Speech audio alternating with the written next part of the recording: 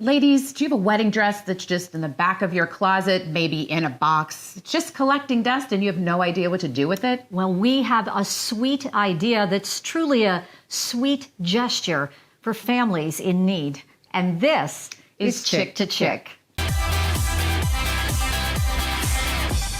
You know, Flora, oftentimes we talk about what happens in our lives to make them into a podcast because we go, if we're thinking about it and we're talking about it, well, it must be something everybody's talking about. You have addressed in the past, you know, that you're divorced. You have a very, amicable divorce and everything. And you still had your wedding dress. And actually, you still had your wedding rings until not too long ago, too. But the thing about the wedding dress, and now you have a son, so it's not like you're holding on to the wedding dress for what you do for it later. But you had something really important that you wanted to do with it because it actually really meant something to you. Well, you know, a lot of women, I'm sure you have a wedding dress, and some of you want to keep it and others don't. And again, I am divorced, and a lot of women that I know who are divorced felt like they needed to burn their wedding dress to close that chapter, or they threw it in the trash.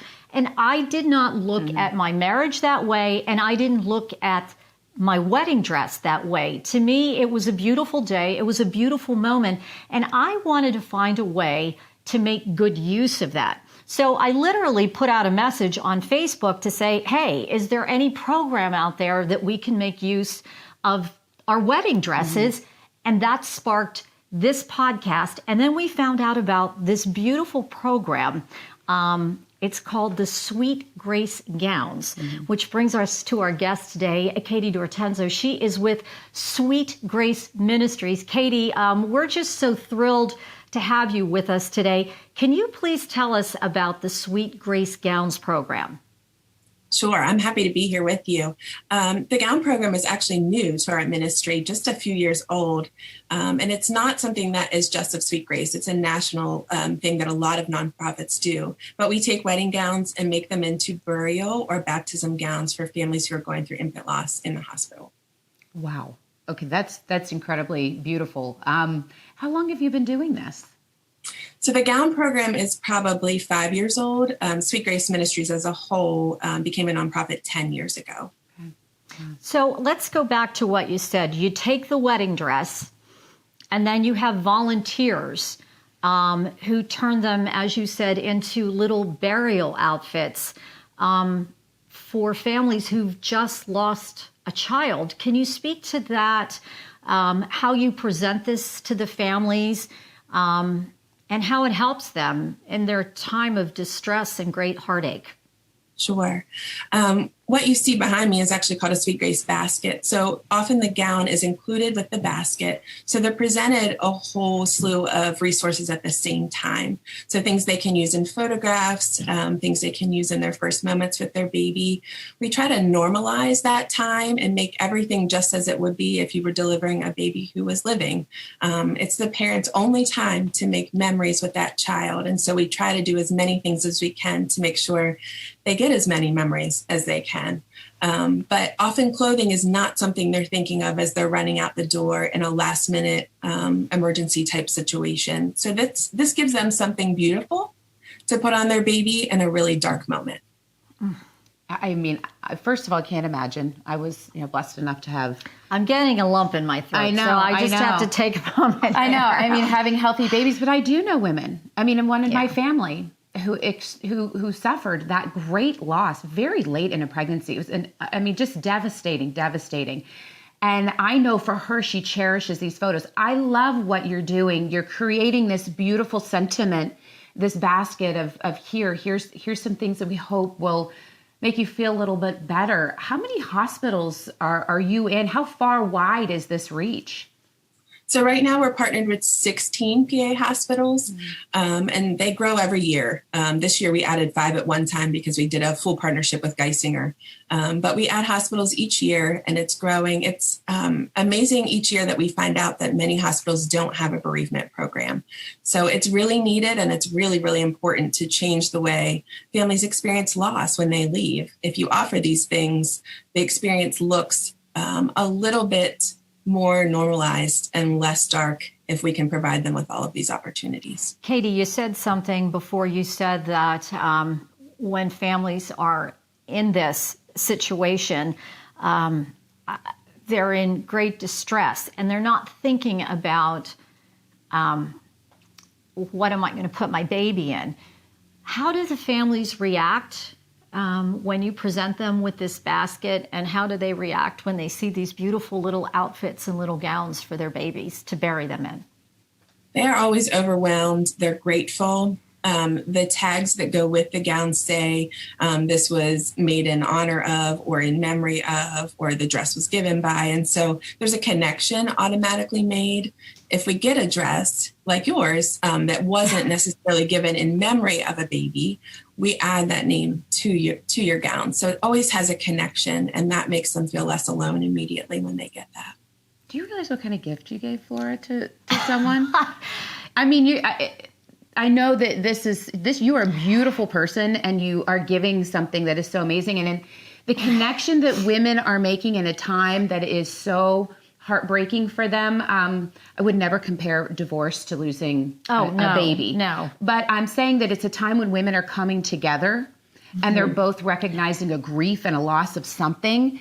And this is such a powerful way for someone like you to say, I have never been where you are. No. But I want to provide you with something that brought me joy and beauty on that day, and to give that to you so that you have something beautiful to wrap your beautiful, loved, very loved baby in. I think it is just tremendous. I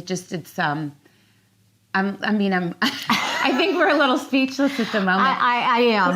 Let's get off that because I've got a lump in my throat. Yeah. Katie, you have women then who actually come and volunteer to turn the wedding dress into these little outfits.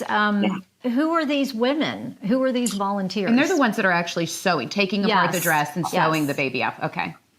So often they're grandmas of these babies who have passed. A lot of these grandmas have a gift and they want to do something in honor of their grandchildren, and this is how they step in. Or they're just somebody who heard about Sweet Grace. Sewing is a lost art, I feel like, in our society. So we are always looking for seamstresses, and they are in high need for us. So that's a part that we really need, but they usually are connected in some way to a Sweet Grace family. Wow, and that resonates with you too. Yeah, it does, because my mom's a seamstress. Yeah, so and now my mom you're really loves to sew. Yeah, I'm actually thinking of my mom going, I wonder if. So you talk about the volunteers, and yes. who else would you be looking for, and how can people get involved if I can't sew? How else do they create a donation if it can't even be their wedding dress? What else can people do to help this cause? So we have volunteers that just cut the gowns apart. So if you don't sew, but you want to spend time in here, you can cut them apart. For that part, they have to come to the building.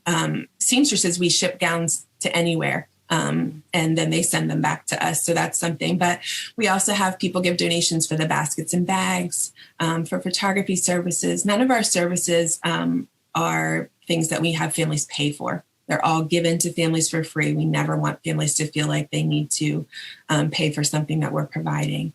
So that's a huge thing. And then we also have people help with donations of items for the baskets, make cards for our card ministry, write things, notes for the baskets, all sorts of things. So there's tons of ways to help. They can email Sweet Grace Ministries at gmail.com or call the office at 717-414-7772. And Katie, one final question. How many families have you been able to help over the years? We know it's over 5,000 families. We were trying to do some numbers for you a couple weeks ago, but that grows every year. When you think about we're approximately providing 700 miscarriage bags and over 300 baskets a year just to our partnered hospitals. And like I said, that grows each and every year. So we've connected with a ton of families in the hospital, but also in our support groups out of the hospital. Beautiful. Katie, thank you so much for doing this podcast. Thank you so much for taking my wedding dress and turning something that was important and meaningful for me into something that will be important and meaningful for another family during their time of grief. So thank you so much for being here today. Thank you, Katie. Thank you.